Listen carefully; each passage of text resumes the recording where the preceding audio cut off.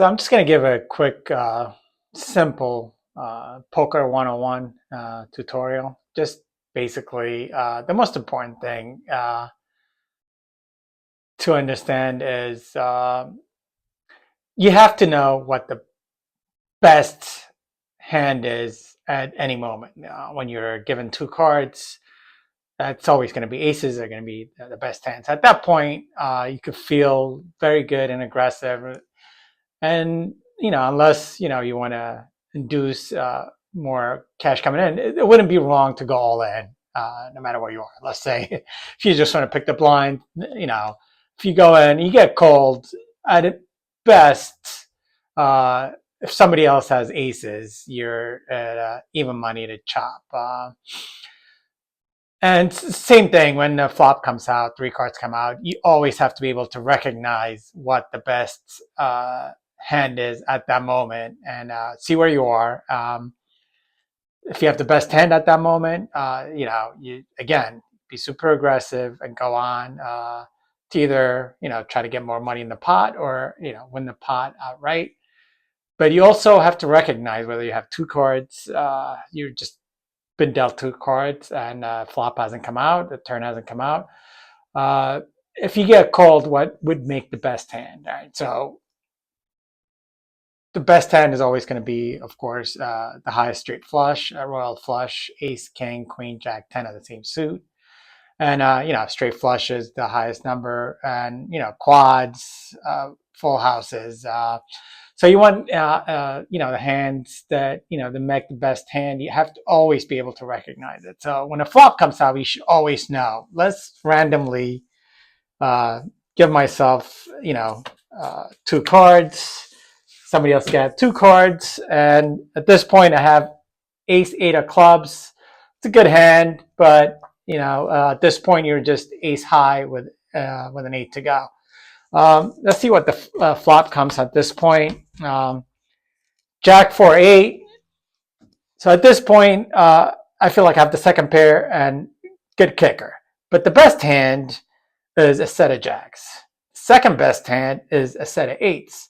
The third best hand is a set of fours. So you have to be able to recognize immediately what the best hand is. If fourth hand going down the road is Jack 8, then it's Jack 4, then it's 8-4. Then the next best hand after all those combinations are gone is pocket aces, pocket kings, pocket queens. Then it's ace jack, king jack, queen jack, 10 jack, 9 jack, 7 jack. So at this point, you see where your hand ace 8 ranks. And if you started with a pair of aces, you're gone now down the list to where you're not near the best hand. Chances are you probably are the best hand, but there's all these combinations that beat you. So you always have to constantly be able to recognize what the best hand is. So let's burn and turn. The next card is the 5 of hearts. So at this point, it changes. It changed all over again. Now the best hand is 6-7. If you have a 6-7, you have a 4, 5, 6, 7, 8 best hand. That's the best hand out there. So you face your opponent accordingly. Recognize that that's the best hand. If somebody had Jack 8s on the flop and they had the top two pair and they had the best hand, they no longer have the best hand. After the straight, yes, that's the second. The best hand was set of jacks, but after the sets were exhausted, that was Jack 8 was the best combination you can have. But now you insert the set of 5s above the set of 4s in addition to the straight and the sets. And same thing, same combo again, Jack 8, Jack 5, Jack 4, 8, 5, 8, 4, 5, 4, and so on and so on. So let's say the river, river comes out a jack. Now it changes again. Now the best hand is quad jacks. It's the best hand you can make on this board because you have two jacks, a 5, an 8, and a 4. After the quad jacks, the next best hand you can have is a Jack 8. After that, it's a Jack 5. After that, it's a Jack 4. These all give you jacks full houses. After all those are gone, it's the set of eights. Set of eights with the two jacks. So if you have somebody had pocket eights, that's now the best hand after the jack full houses are exhausted. Then it's pocket fives in the hands to make the fives full of jacks, and then pocket fours. After all the full houses are gone, then it's the straight with the 6-7 straight. So you always have to be able to recognize the best hand at all times. That is a key component of winning poker. So now let's use the same example, because this was randomly, I just shuffled and dealt. The other thing you have to be able to calculate is a simple way to understand your odds of winning. By that I mean there's 52 cards in a deck. You have two of them, that leaves 50. 50 you don't know about. So you would always assume you do the math doing 50 because it's easier to round off. You're going to be very close to the actual numbers. So you just multiply the number of outs you have by 2 and the number of cards to come. By that I mean, let's say with the ace 8, flop comes out jack 5-8 again. I have now a pair of eights with an ace.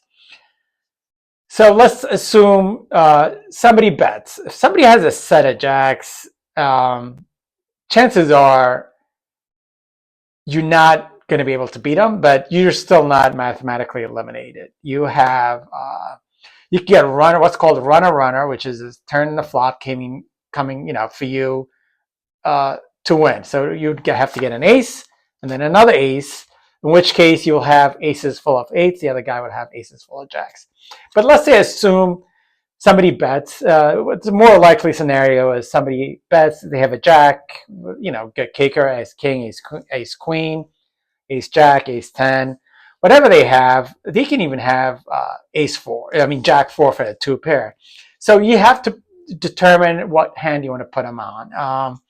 So after that, with the ace 8, you could call if you wanted to. You might think, okay, somebody has jack 4 or jack king, jack queen. As long as they don't have jack ace, if an 8 or an ace hits on the turn, chances are you will have the winning hand or the best hand at that point. So to get those, you have the 2 8s are done and 1 ace. So that leaves out 3 aces and 2 8s. That's 5 cards. 5 cards times 2 is 10% on the turn. You're going to get an 8 or an ace. But with 2 cards to come, the calculation goes 5 cards times 2 to get to 100% times 4. So you have a 20% chance of getting the card you need. 10% on the turn, another 10% on the river. At this point, you have a 20% chance. If, let's say the turn comes out at blank, you don't have 20% on that river at some point. Let's say deuce comes out. What you still have is the 2 8s and the 3 aces for 5 outs times 2, 10% chance of getting the hand you need and winning. Of course, you'll be in trouble if you have a set of jacks, then you can't win. If he has jack 8, then you can't win because he will have a full house. And if he has jack ace, the ace is not going to help you. So at this point, you get a rough estimate of how to calculate your odds of winning when you have a decent idea of what the cards are that the other person has. Just keep it simple. Number of out cards to come, how many outs you have to get the card you need. This gets a little bit more interesting when you are on a flush draw or let's say the flop comes out, 8 of clubs, king of clubs, and 3 of hearts. And in your hand, you're holding ace, queen of clubs. Somebody bets a lot. Let's say they have the king, they have a set, whatever they have. So with the 4 clubs out, 2 in your hand and 2 out, that leaves 9 cards that will give you what's called the nuts, which is the best hand you can have once action is done. Nothing beats you. You have the winning hand. So you have 9 cards to come with 2 cards to go. So 9 times 2 is 18. Times 2 is 36. It's about a third of a chance. So you have, 35% chance of getting a club at some point and winning. But of course, if the 3 of clubs hits and pairs the board, you have to be wary of the fact that now you don't have the best hand because somebody could have a full house. So always be careful and understanding that once the board is paired, flushes and straights, they might not be good anymore. So you can't take it as a guarantee that you would win. Another common scenario that comes up is, let's say you have the 5 or 6 clubs and you played it on, and the flop comes out Queen, 4, 3. You have the 5 and 6. You're drawing to the higher end of the straight. At this point, any 2 or any 7 gives you a straight for the best hand. That's 8 outs for deuces and 4 8. So it's slightly less than a flush draw by 1 card. So you do that math the same way. 8 cards to go, 2 outs, 2 cards to come. 8 times 2 is 16, times 2 is 32.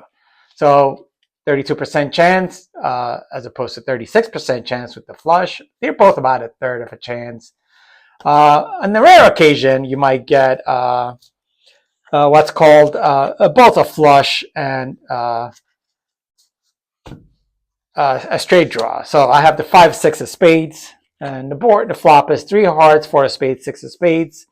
Here you have 9 for this flush and 8 for the straight. Now you have to understand that the flush draw is not nut draw, but most of the time somebody's betting. There's a good chance that if you hit the flush, you'll probably have the winning hand, but it's not a guarantee. However, if you hit the 7 or the deuce, you do have the best hand and you would win. So for that calculation, you have 9 plus. It's not 9 plus 8 because part of the 9 includes the 2 of spades and the 7 of spades.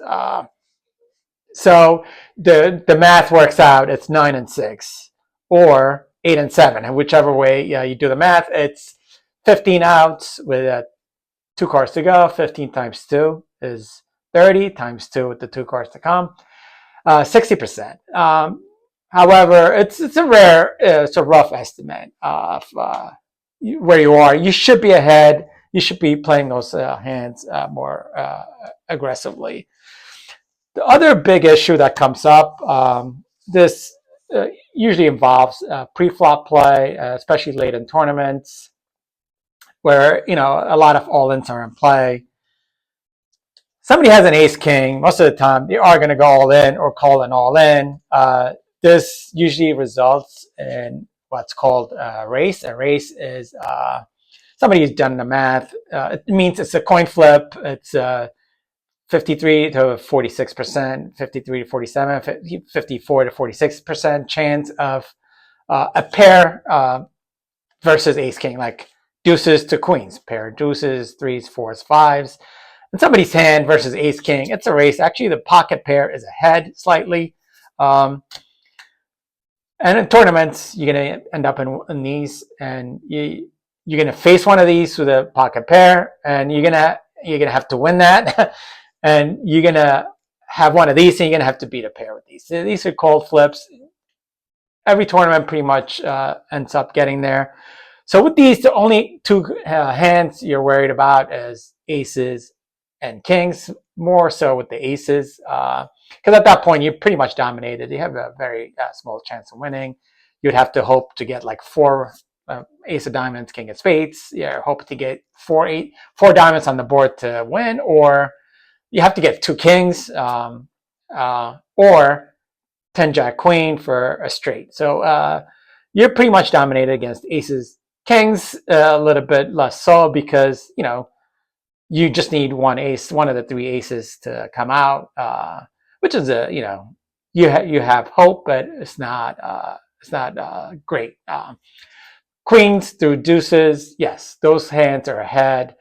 And people, are much more comfortable with queens than they would with like pocket 8-7s or deuces against ace king, but odds are pretty close. The problem with the lower twos or threes or fours or fives or any of the lower pairs is the board could pair twice. By that I mean the board at the end could have two queens and two sixes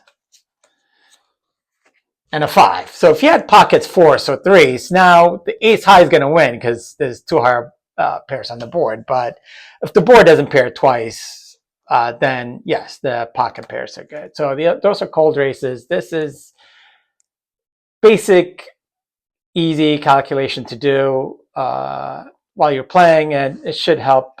It should go a long way into helping you win more poker.